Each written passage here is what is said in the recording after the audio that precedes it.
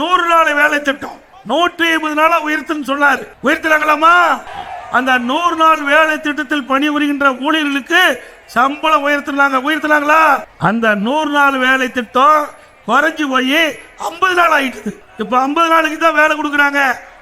எப்படி திரு ஸ்டாலின் இந்த ஏழை மக்களை ஏமாற்றுகிறார் என்பதை எண்ணி பார்க்க வேண்டும். அது மட்டுமல்ல, இந்த 100 நாள் வேலை திட்டத்திலே பணிபுரிகின்ற ஊழியர்களுக்கு அவருக்கு உண்டான சம்பளத்தை கொடுக்கல. பல மாத சம்பளம் இன்னும் போச்சு.